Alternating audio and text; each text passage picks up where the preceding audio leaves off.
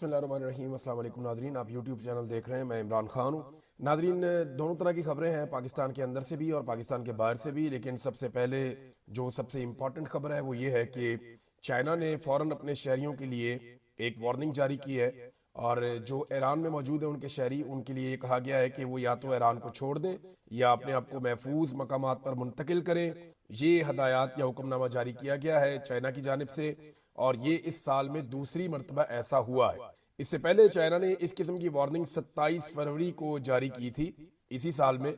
जबकि 28 फरवरी को अटैक हो गया था ईरान के ऊपर। इसराइल और अमेरिका की जानिब से अटैक हो गया था 28 फरवरी को। ये हम सबको याद है अच्छी तरह।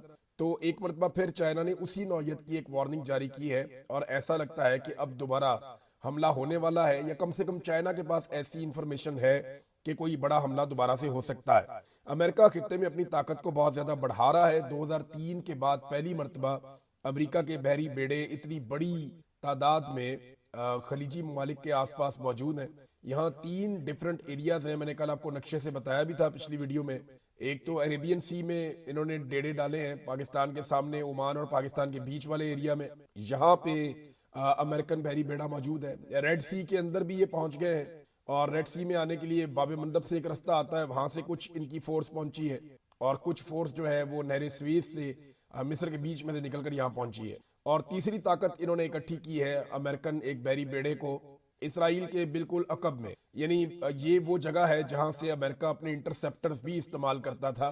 और उन्होंने अपने बहरी बेड़े के ऊपर एक इंटरसेप्टर्स का पूरा निजाम लगाया हुआ था कि अगर ईरानी मिसाइल आते हैं इसराइल को हिट करने के लिए, तो वहां से अमेरिका प्रोटेक्शन देता था इसराइल को। तो अब ये इन 3 जगहों पे अमेरिका मौजूद है। जबकि मिडिल ईस्ट में अमेरिका बहुत तेजी से नकलो हरकत कर रहा है। यानी जो मूवमेंट देखी गई है सऊदी अरेबिया में वो बहुत बहुत खास है। जबकि इसराइल में बिन गवीर एयरपोर्ट हो या बाकी एयरपोर्ट्स हों, वहां पे बहुत बड़ी तादाद में अमरीकी तैयारे पहुंचे हैं जो उनकी एयरफोर्स से ताल्लुक रखते हैं। ना सिर्फ ये जंगी जहाज हैं बल्कि जंग के मैदान में मदद करने के लिए जो तैयारे हैं वो भी हैं। एक अमरीकी अवाक्स तैयारा, जिस तरह के तैयारे को पहले सऊदी अरब में तबाह कर दिया था ईरान ने, वो तैयारा भी उड़ान भर चुका है। और अब वो फिजाई ऑपरेशंस के लिए जायजा ले रहा है। ये मुबैना तौर पे इतलात अब तक आई है। अब अमेरिका अपनी ताकत बढ़ा रहा है। चाइना ने फौरी तौर पे अपने शहरियों के लिए एक एडवाइजरी जारी कर दी है। जबकि ईरान ने, अगर ईरान के ऊपर हमला हुआ तो इस सूरत में कुछ अहदाफ बता दिए हैं कि इन अहदाफ को ईरान टारगेट करेगा। ये बहुत इंपॉर्टेंट है और खास तौर पे अरब ममालिक के लिए। ईरान के सरकारी टीवी ने तवानाई की इन तनसीबात की फहरिस्त जारी की है जिनके बारे में उनका कहना है कि जंग दोबारा शुरू होने की सूरत में उन्हें निशाना बनाया जा सकता। कतर में रास गैस का जो एक मंसूबा है और रास अल्फान LNG तनसीबात हैं, उनको निशाना बनाया जा सकता है। मुत्तहदा अरब अमारात में दास और जरको जजायर, इनको निशाना बनाया जा सकता है जहां पे तेल और गैस के बड़े ऑफशोर मराकज हैं। इसके अलावा सऊदी अरब में दावा किया जा रहा है कि वहां पे बकीक एक एरिया है, उसके बारे में बताया गया। और सफानिया एक और इलाका है, खरीस एक और एरिया है। यहाँ पे कुछ ऑयल की तनसीबात हैं जिनके बारे में कहा गया कि इन्हें निशाना बनाया जा सकता है। जबकि कुवैत में बुरकान ऑयल फील्ड के बारे में वार्निंग जारी की गई इसी टीवी पे। और ये बताया गया कि उनको ईरान निशाना बना सकता है उस सूरत में जब ईरान के ऊपर अटैक किया जाएगा तब। नाज़रीन, थोड़ा सा गला खराब है लेकिन इसके बावजूद मैं ये वीलॉग पूरा रिकॉर्ड करवा देता हूँ। अभी राइटर्स ने दावा किया कि पाकिस्तानी सोर्सेज के हवाले से रॉयटर्स का ये दावा आया है। और इस दावे में ये कहा गया कि अब्बास अराक्ची जो वजीर खारजा है ईरान के, वो एक छोटे से वफद के हमरा जुमे की रात को इस्लामाबाद पहुंच जाएंगे। देखिए, अल्टीमेटली होने तो मुज़ाकरात है। ईरान को और अमेरिका को एक दिन मुज़ाकरात की टेबल पे बैठना पड़ेगा, लेकिन दोनों ममालिक को ये बात समझनी पड़ेगी कि कुछ ना कुछ दोनों को छोड़ना होगा अमन के लिए। ईरान को कोई ऐसा रास्ता निकालना पड़ेगा जितनी इज्जत भी रहे, उसकी बका भी रहे और उसके लोगों की जो है उनके जज्बात भी मजरूह ना हो। और अमेरिका को भी कोई फेस सेविंग मिल, जबकि अमेरिका को भी कुछ ना कुछ ईरान को ऐसा देना पड़ेगा जिसके नतीजे में डोनाल्ड ट्रंप की थोड़ी सुबकी जरूर हो जाएगी, लेकिन कुछ ना कुछ फेस सेविंग उन्हें भी मिल जाएगी। तो बीच का रास्ता निकालना पड़ेगा। बड़े बड़े मसाइल का हल निकल आता है। यहाँ पे अल्टीमेटली एक दिन इन्हें बैठना पड़ेगा। लेकिन अगर अमेरिका को ये लगता है कि वो ताकत के बलबूते पे सारे हथियार यहाँ पे इकट्ठे करके ईरान से एक तरफा सरेंडर करवा देगा, तो ये इसके लिए फिर एक नई मुसीबत बन जाएगी। ईरानियों का रिकॉर्ड है कि वो ऐसे सरेंडर नहीं करते और ये ईरानी बार बार कह चुके हैं। बहरहाल मुज़ाकरात के लिए अगर तो ये आ रही है टीम तो बड़ी अच्छी बात है। इराकची पाकिस्तान में आ रहे हैं, फिर अमेरिकन भी आ जाएंगे और मुज़ाकरात दोबारा से शुरू हो जाएंगे। लेकिन पाकिस्तान ने बदकिस्मती से दूसरा हफ्ता है इस्लामाबाद रावलपिंडी को बंद किया। ये खबर भी रॉयटर्स ने दी है। एक्चुअली रॉयटर्स जो है वो इसी के ऊपर सरकार से राब्ते कर रहा था बार बार, और वो ये जानना चाह रहे थे कि इस्लामाबाद की और रावलपिंडी की बंदिश के पीछे साइंस क्या है, आप इसे खोल क्यों नहीं देते। तो खबर ये है कि इस्लामाबाद को या पाकिस्तानी गवर्नमेंट को, मौजूदा रजीम को, आसिम मुनीर को और शहबाज शरीफ को इस बात पे शक है कि अगर कोई अच्छी डील बनती है तो डोनाल्ड ट्रंप उसका क्रेडिट लेने के लिए खुद पाकिस्तान आएगा। और हो सकता है डोनाल्ड ट्रंप ने किसी मौके पर इन्हें कोई आसरा करवा भी दिया हो, क्योंकि डोनाल्ड ट्रंप ये बहुत अच्छी तरह से जानते हैं कि अगर मैं ये कहूंगा कि मैंने पाकिस्तान आना है तो आसिम मुनीर और शहबाज शरीफ दुगनी मेहनत करेंगे और ज्यादा जोर लगाएंगे। तो अब इस्लामाबाद और पिंडी को बंद रखा हुआ है। ये जनाब अली दूसरा हफ्ता शुरू हो गया है, लिहाजा सिक्योरिटी का ऐसा इंतजाम इन्होंने किया कि कोई भी छोटा सा वाकया ऐसा ना हो जाए जिसके बाद अमेरिकन ये वजह बना दें कि जनाब डोनाल्ड ट्रंप ने आना था तो यहाँ पे सिक्योरिटी रीजन की वजह से डोनाल्ड ट्रंप नहीं आए। और इससे पहले जो है वो इसी किस्म की बातें की गई थी जेडी वेंस के हवाले से भी, जब वो दूसरी मरतबा आना चाह रहे थे कि जनाब सिक्योरिटी के मामला आते हैं, और ये डोनाल्ड ट्रंप ने खुद भी एक स्टेटमेंट दिया हुआ था। बहरहाल अब वहां पे देखे ना, इस्लामाबाद में सूरत हाल ये है कि अदालतें बंद है। जिन ममालिक की जंग हो रही है उनकी अदालतें खुली हैं, पाकिस्तान में बंद है। और ये दारुल हुकूमत है। स्कूल बंद है, तालीमी इदारे बंद हैं, रास्ते बंद हैं, मार्केटें बंद हैं, कारोबारी मराकज बंद हैं, दफातर बंद हैं, रिहायशी इलाके बंद हैं, यानी सब कुछ तो बंद करके रखा हुआ है पाकिस्तान में। और ये पाकिस्तान का दारुल हुकूमत है। जब दारुल हुकूमत बंद है तो फिर आप समझे कि इसका असर जो है वो पूरे मुल्क के ऊपर पड़ता है। और ये कोई अच्छा पाकिस्तान का मैसेज नहीं जा रहा कि आप एक ऐसी मीटिंग करवाना चाह रहे हैं जिसके अंदर आपने अमन कायम करना है, और आपकी अपनी हालत यह है कि आपने अपना दारुल हुकूमत बंद किया हुआ 1 हफ्ते से ज्यादा हो गया, और आप अपने दारुल हुकूमत में सिक्योरिटी के मामलात को कंट्रोल कर नहीं सकते। दुनिया की सिक्योरिटी के मामलात को आप कंट्रोल करने जा रहे हैं। और हालात इनके ये हो गए कि छोटी सी बात से चिढ़ जाते हैं। यहाँ पे मैं आपको एक खबर देता हूँ। मैं खुद भी ये खबर सुन के मैंने जब पढ़ी तो मैं हैरान हो गया कि ये किस लेवल पे पहुंच गए। खबर ये बताती है कि एक साहब है, उन्होंने बेचारे ने एक मजाक कर दिया, यानी तरनौल फाटक भी आपने हुरमुज बना हुआ है, इस किस्म की उन्होंने बात कर दी कि ना ये फाटक खुलता है तो ना आपने हुरमुज खुलती है। अब एक बेचारा सोशल मीडिया एक्टिविस्ट है, उसने ये बेचारे ने पोस्ट कर दी।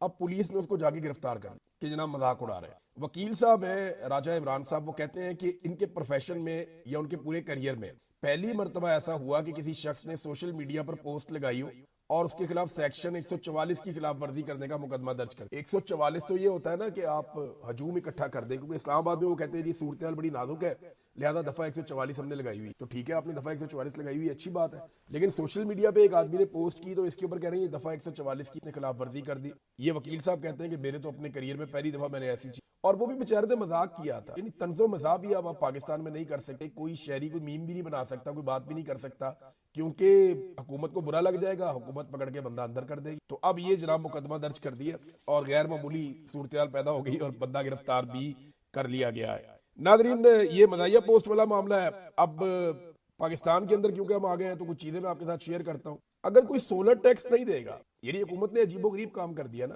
कि सोलर के सार्फिन के ऊपर अलग से टैक्स लगा दिया। वो नेट मीटरिंग वाला जो था, उनके मीटरों के ऊपर एक उनको बिल आता, मीटर का किराया आता था हर महीने, ये 1,000 रुपया होता था। अभी लोग अपने बिल शेयर कर रहे हैं, कहीं ये 3,000 से जायद है, कहीं ये 4,000 से जायद है। ये क्या चल रहा है? यानी एकदम अब 4-4 गुना मीटरों के किराए आप बढ़ा रहे हैं। तो ये लोग बेचारे जाएंगे कहाँ पे? ये बिजली बना के सरकार को बेचते हैं, और ये तो हिस्सा डाल रहे थे पाकिस्तान की तामीर और तरक्की में, बिजली बनाकर बेच रहे थे, इनकी इन्वेस्टमेंट लगी हुई थी। अब बजाय इसके कि सरकार इनको ऑनर करती, इनको कोई बेनिफिट देती, जैसा कि सरकार ने इनसे वादा किया था, सरकार इनसे तारों के और मीटरों के पैसे ले रही है और हर महीने किराए के तौर पे ले रही है, और उन चीजों का किराया ले रही है जो इन्होंने खरीद कर लगाई। यानी इन्होंने पैसा जमा करवाया ठीक ठाक, उनकी गारंटियां जमा करवाई हुई है इन्होंने। तो अब फर्ज करें अगर सोलर टैक्स जो हुकूमत लगाने जा रही है, या जो कुछ भी हुकूमत कर रही है सोलर टैक्स के नाम के ऊपर, अगर कोई आदमी नहीं देता तो हुकूमत क्या करेगी? लोग सवाल पूछते हैं ना, हुकूमत क्या करेगी? हुकूमत के लोग आएंगे, घर से आगे सारे सोलर खोलेंगे, उतारेंगे, गाड़ियों में रख के साथ ले जाएंगे, ये करेंगे? या सूरज के ऊपर कपड़ा डाल के उसको अंधेरा कर देंगे, जनाब सूरज की रोशनी आपके लिए बंद हो गई है,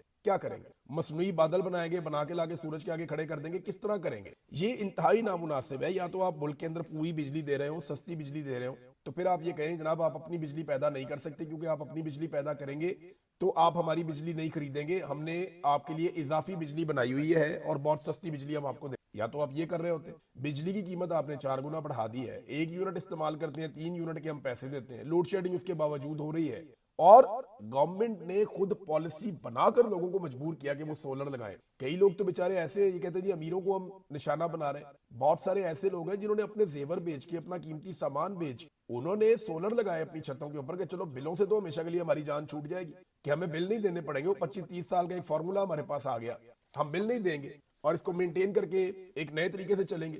वो बेचारे जिन गरीबों ने लगाए हुए थे उनके सारे अरमान तोड़ दिए, उनकी जमा पूंजी भी खर्च करवा दी सोलर के ऊपर, और अब उन्हें डबल पैसा पड़ रहा है। सोलर पे अलग पड़ गया, सरकार अलग से उनकी जेब काटने के लिए आ गई। इमरान खान साहब के बेटों ने कुछ इंटरव्यूज दिए, मैं उसके बारे में भी बात करता हूं, लेकिन उससे पहले गंदम की खरीदारी का वक्त आ गया। निजी कंपनियां कुछ खरीदारी के लिए सामने आई हैं, मगर अभी तक की जो कार्रवाई डाली जा रही है ना, मेरी कुछ किसानों से बात हुई है, उससे ऐसा लगता है कि हुकूमत और माफिया मिलकर किसान की कमर तोड़ने। ये मैं वक्त से पहले खबरदार कर रहा हूं, मैंने पिछले साल भी बताया था कि ये किसान को बहुत बड़ा डैमेज करने वाले हैं, और पिछले साल इन्होंने किसान को डैमेज कर दिया। इस साल किसान बड़ी मुश्किल से खड़ा हुआ है, क्योंकि सैलाब की वजह से उसकी जमा पूंजी पहले ही जाया हो गई, और बड़ी मुश्किलों से कर्जे पकड़ के उधार लेके किसान ने अपनी गंदम लगाई हुई, और अब उसको लूट मार करने का जो टाइम आ गया है, ऐसा लगता है कि किसान की कमर तोड़ देंगे माफिया और हुकूमत मिलके। मगर अपोजिशन इस सारी सूरत में गायब है। बिजली के खौफनाक बिलों का मामला आया, अपोजिशन गायब। सोलर के ऊपर टैक्स लगाने का मामला आया, अपोजिशन गायब। गैस के बिलों पर अपोजिशन गायब। बिजली की लोड शेडिंग पर अपोजिशन गायब। पेट्रोल की कीमतों पर अपोजिशन गायब। इस्लामाबाद रावलपिंडी की बंदिश, अपोजिशन गायब। दर्जनों शहरी एहतजाज के दौरान चौथी मरतबा पाकिस्तान में गुज़िश्ता 3 सालों में शहीद हो गए, अपोजिशन गायब। पाकिस्तान तहरीक इंसाफ के लोगों ने आखिरी एहतजाज इमरान खान की फैमिली के खिलाफ किया था, मुझे जहां तक याद है। यानी इमरान खान की फैमिली ये क्यों करती है, वो क्यों करती है, आखिरी एहतजाज उन्हीं के खिलाफ देखा। स्ट्रीट मूवमेंट का कोई इलम नहीं, वो किधर गई। एक इमरान खान ने हुक्म दिया था स्ट्रीट मूवमेंट चलाई जाए, तो स्ट्रीट मूवमेंट के नाम के ऊपर जाके थोड़ी सी पॉलिटिकल एक्टिविटी करते हैं और कह देते हैं जनाब ये स्ट्रीट मूवमेंट चल रही है, वो भी गायब हो गई है। किसी बात के ऊपर इन्होंने अभी तक अपोजिशन नहीं की। देखिए, अगर अपोजिशन नहीं करनी तो घर जाए। अवाम का बजट क्यों खा रहे हैं, तनख्वाहें क्यों ले रहे हैं, अवाम के वसाइल क्यों जाया कर रहे हैं। यानी इतने वसाइल जाया करने से बेहतर है अगर आपने अपोजिशन नहीं करनी तो आप घर चले जाए। मुझे कभी कभी ऐसा लगता है कि पाकिस्तान तहरीक इंसाफ को, क्योंकि पाकिस्तान के अवाम ने हुकूमत बनाने के लिए मैंडेट दिया था, लेकिन आसिम मुनीर साहब ने उनका मैंडेट छीन के इनको अपोजिशन में बैठा दिया।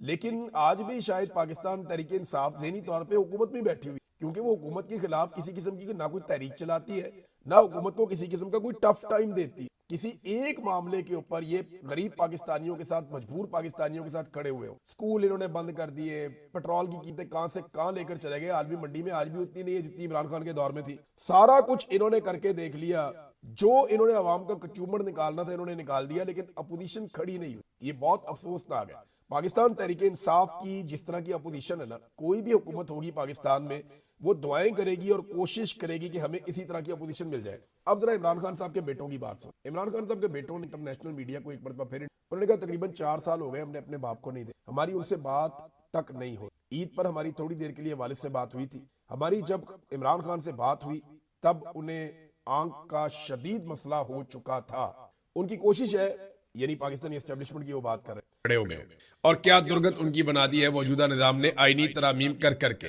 और देखिए, जजों को ये भुगतना चाहिए। उसकी वजह यह है कि जजों ने मौके पर इंसाफ नहीं किया, अब उनके साथ भी नाइंसाफी हो रही है। यही जजेस अगर खड़े हो जाते हैं इलेक्शन में नाइंसाफियों के खिलाफ, यही जजेस अगर ट्रिब्यूनल्स में फैसले देते, यही जजेस अगर जाली फॉर्म 47 को रद्द कर देते, तो ये आईनी तरामीम हो ही नहीं सकती। और अगर ये आईनी तरामीम ना होती तो आज जजेस इज्जत के साथ अपनी अपनी जगहों पर बैठे हुए इंसाफ की कोशिश कर सकते थे। लेकिन क्योंकि जजेस जो हैं उनमें बहुत बड़ी तादाद कंप्रोमाइज हो गई, और उसके बाद अब नजला उन्हीं पे गिर रहा है। जिस जज को जब दिल करेगा, जहां से दिल करेगा उठाएंगे, और जहां दिल करेगा फेंक देंगे, और पॉलिटिकल पार्टियों के मरहूने मिन्नत होंगे। अब अंदाजा करें ना, जिन 2 जजेस की ट्रांसफर रुकवाई है पाकिस्तान पीपल्स पार्टी ने, क्या वो 2 जजेस पाकिस्तान पीपल्स पार्टी के खिलाफ कभी कोई फैसला दे पाएंगे? जियो की खबर है ना कि अगर जजेस की ट्रांसफर पोस्टिंग एक पॉलिटिकल पार्टी रुकवा रही है और दूसरी करवा रही है, तो इन पॉलिटिकल पार्टीज के खिलाफ क्या कभी कोई जज जा पाएगा? जजेस से जो है वो उनका इख्तियार छीन लिया गया है, उनकी आजादी छीन ली गई है। अब ये अदलिया कभी ऐसे आजाद नहीं रहेगी। आ जाए डोनाल्ड ट्रंप की तरफ, जो बैनुल-अक़वामी मामलात हैं उनको थोड़ा सा रिपोर्ट करते हैं आपके सामने। डोनाल्ड ट्रंप ने जो उनका सोशल मीडिया है ट्रुथ, उसके ऊपर एक ट्वीट किया है, एक पोस्ट की है, और इसमें डोनाल्ड ट्रंप अपने हाथ में M4 गन, ये अमेरिकन की बड़ी खास गन है M4, ये 223 बोर की गन है और M4 इसे कहते हैं। ये जो शॉर्ट कॉम्बैट है या जो लड़ाई है क्लोज रेंज में लड़ी जाती है, उसके लिए ये एक बेहतरीन हथियारों में से एक हथियार है। ये पाकिस्तान में भी है, ये गन अब पूरी दुनिया के अंदर बड़ी मकबूल हो गई है। अफगान वॉर में इसको मकबूलियत मिली थी M4 को। तो ये जो बंदूक है ये डोनाल्ड ट्रंप ने अपने हाथ में पकड़ी हुई है और कोट पैंट पहन के खड़े हैं एक वॉर जोन में, और पीछे जगह जगह आग लगी हुई है, जगह जगह जो है वो बंकर्स हैं, फौजी बंकर इस किस्म की जगह, और वो तबाह हो रही हैं, धमाके हो रहे हैं। तो डोनाल्ड ट्रंप ने अपनी एक फोटो जारी कर दी, नो मोर मिस्टर नाइस गाय, यानी मैं अब अच्छा आदमी ज्यादा देर तक नहीं रहूंगा, ये डोनाल्ड ट्रंप ने कहा। Iran can't get their act together, they don't know how to sign a nuclear deal, they better get smart soon, president Donald J Trump. Trump ने धमकी लगाई है कि ईरान को नहीं पता चल रहा कि कैसे न्यूक्लियर डील करनी है। अगर उन्हें समझ नहीं आ रही ना तो उन्हें जल्द समझ लेना चाहिए, यही उनके लिए बेहतर है। और साथ ही बंदूक हाथ में पकड़े हुए अपनी फोटोशॉप फोटो पेस्ट कर दी डोनाल्ड ट्रंप ने सोशल मीडिया पे। इसका मतलब क्या है? ये एक धमकी है जो डोनाल्ड ट्रंप ने लगाई है ईरान को कि अगर जल्द अज जल्द आप हमारे साथ कोई डील नहीं करते तो फिर हम आपके साथ ये कर सकते हैं। अमेरिकन एजेंसियों ने सर जोड़ दिए हैं इस बात पे कि अगर अमेरिका यकतरफा तौर पे अपनी फतह का ऐलान कर देता है तो इस पे ईरान का रद्द-ए-अमल क्या होगा। यानी अगर अमेरिका अपनी फतह का ऐलान करता है कि जी हमने अपने टारगेट्स अचीव कर लिए हैं किसी एक मौके पर, और फिर अपनी फौजी कुव्वत को कम करता है, तो ईरान की तरफ से रिटेलिएशन आएगी। ये बात अमेरिकन इंटेलिजेंस एजेंसीज डिस्कस कर रही हैं। ईरान को कंट्रोल कैसे करना है इसका उनके पास इस वक्त तक फिलहाल कोई हल नहीं है। उन्हें समझ नहीं आ रही कि जिस मसले में उन्होंने अपने आप को फंसा लिया है इस मसले से निकलना कैसे है। यानी गेम शुरू तो उन्होंने किया, अब गेम को खत्म कैसे करना है ये उनसे समझ ही नहीं आ रही। अब इसमें एक जर्मन चांसलर ने स्टेटमेंट दिया। एक दिन पहले डोनाल्ड ट्रंप ने जर्मन चांसलर के बारे में स्टेटमेंट दिया था, वो किसी के बारे में भी सख्त बात कर देते हैं, तो उन्होंने वापस स्टेटमेंट दिया। उन्होंने कहा जी देखें, मुझे जंग के शुरू से ही ये खदशात थे कि ये जंग शुरू हो जाएगी तो फिर क्या होगा। कह रहे जर्मनी और यूरोप जो है वो सफर कर रहा है उन नताइज की वजह से जो पैदा हो गए हैं इस जंग की वजह से। खास तौर पे जो आपने हुर्मुज बंद हुई है उसकी वजह से हमें नुकसान हुआ है, और ये हमारी एनर्जी सप्लाई को बहुत हद तक मुतासर कर रहा है ये मामला, और हमारी परफॉर्मेंस जो है इकोनॉमी में उसके ऊपर ये असरअंदाज हो रहा है। और वो कहते हैं मेरा अभी भी सारा की सारी तवज्जो और कोशिश यही है कि किसी तरह से ये जंग रुक जाए। लेकिन अगर ये जंग रुक जाए तो इसमें जो सबसे बड़ा मामला है वो तो आपने हुर्मुज का है। अमेरिका के एक प्रोफेसर हैं और ये अमेरिका और इसराइल के हवाले से खारजी मामलात में, स्ट्रेटेजिक मामलात में इनकी एक्सपर्टीज है। इनका नाम है प्रोफेसर जॉन मेयर शामर। इन्होंने एक बयान दिया है टीवी के ऊपर, और इनका स्टेटमेंट जो है वो बहुत वायरल हो गया पूरे अमेरिका में और दुनिया भर में। इन्होंने बड़े वसूख के साथ एक बात कही कि ईरान अब कभी आपने हुर्मुज का कंट्रोल नहीं छोड़ेगा। ईरानी पागल होंगे अगर इस कंट्रोल को छोड़ देंगे, क्योंकि वो फाते हैं और ये आबी गुजरगाह उन्हें स्ट्रेटेजिक एडवांटेज देती है। दूसरी बात, मार्को रूबियो और जेडी वेंस दोनों ईरान के साथ मुज़ाकराती अमल में शरीक नहीं होना चाहते। वजह यह है कि 2028 में ये लोग सदारती इलेक्शन भी लड़ना चाहते हैं, लेकिन इस जंग का फाते ईरान है। यानी जेडी वेंस भी चाहते हैं कि सदारती इलेक्शन लड़े, मार्को रूबियो भी चाहते हैं सदारती इलेक्शन लड़े। अब वो दोनों तो इसके अंदर कभी भी मुज़ाकरात का हिस्सा नहीं बनेंगे, क्योंकि ईरान फाते है और फाते को आपको मैदान में जो कुछ आप नहीं जीत पाते वो आप टेबल पे उससे नहीं ले सकते, बल्कि आपको फाते को कुछ ना कुछ देना पड़ता है। तो ईरान फाते है, फाते से मुज़ाकरात करते हुए अमेरिका को बहुत कुछ देना पड़ेगा, और जो भी ये सब कुछ देगा इस्राएली लॉबी उसे टारगेट करेगी और इलेक्शन में जीतने नहीं देगी। यही वजह है कि ये दोनों खौफजदा हैं, मार्को रूबियो और जेडी वेंस। ये दोनों मुज़ाकरात के अंदर ईरान के साथ चीजें फाइनलाइज नहीं करना चाहते, क्योंकि जो भी फाइनलाइज करेगा वो बहुत कुछ छोड़ेगा। आगे मिड टर्म इलेक्शन आ रहा है, उसके अंदर आपको पता चल जाएगा कि कितना नुकसान होता है डोनाल्ड ट्रंप को इस लड़ाई को लड़ने के बाद। और एक जो उनका मामला चल रहा है एप्स्टीन फाइल्स का, वो भी कितना इंपैक्ट डालता है ये आप आने वाले दिनों में देख लीजिएगा। नाज़रीन, डोनाल्ड ट्रंप आपको पता है ढीले मुंह के साथ कुछ भी कह देते हैं।